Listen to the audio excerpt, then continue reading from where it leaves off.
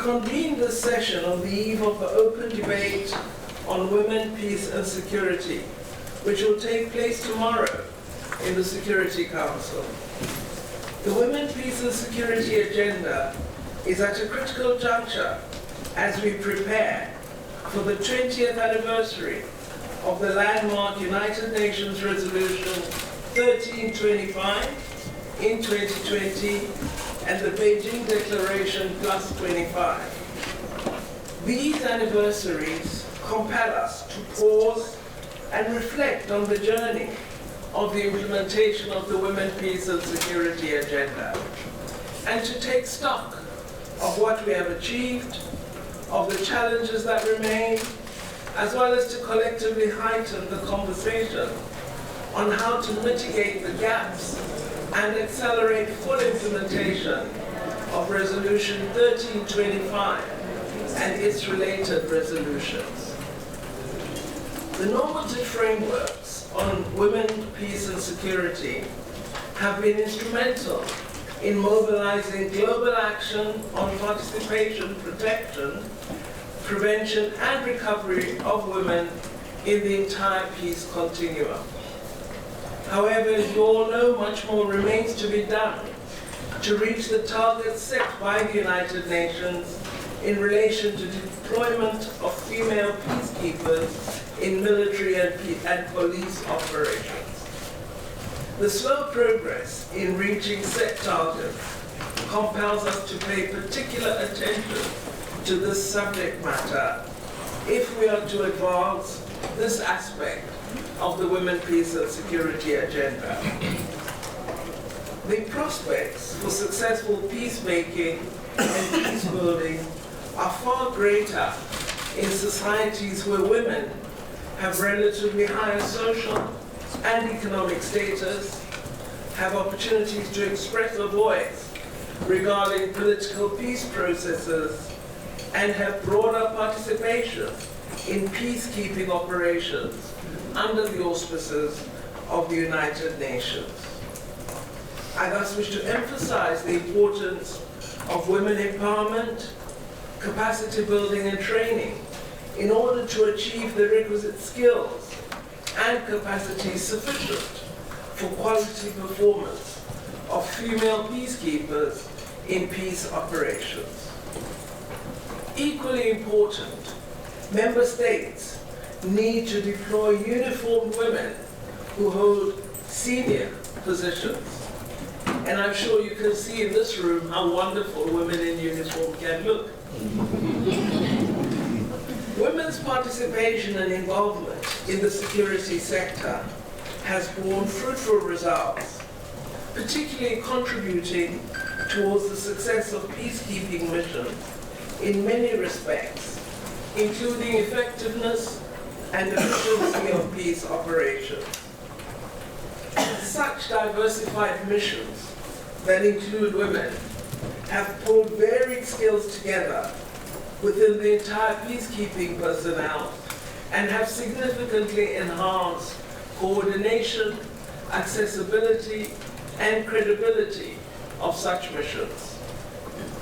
The list of capabilities of female peacekeepers is endless, and we will hear more about these from the brave experiences of the South African female peacekeepers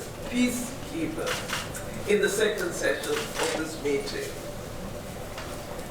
It would, of course, be absolutely remiss of us to only focus on the grim picture painted by the statistics regarding the deployment of female peacekeepers in missions. We also must acknowledge that active steps have been taken by member states to increase the number of women who participate in contingents of military and police missions, and that these vary from one country to the other. Although the valuable contribution of women participation in peacekeeping is well recorded, the number of deployed female peacekeepers has fallen short of the target set by the United Nations. True, and police contributing countries have varied and unique challenges that hinder the achievement of set targets.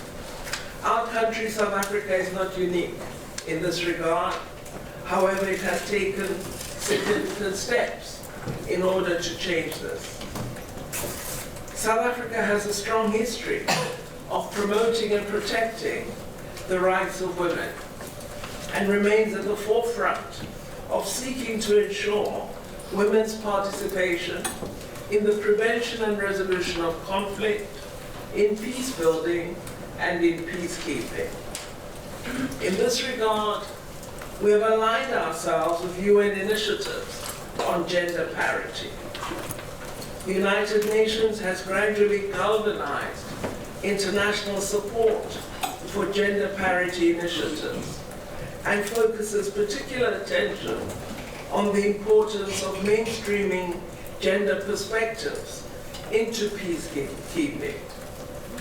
South Africa is amongst the troop and police contributing countries with a high deployment of women peacekeepers, and it will continue to work diligently towards increasing the number of women police officers and military troops in line with resolutions 1325, 2242 of 2015, and 2382 of 2017.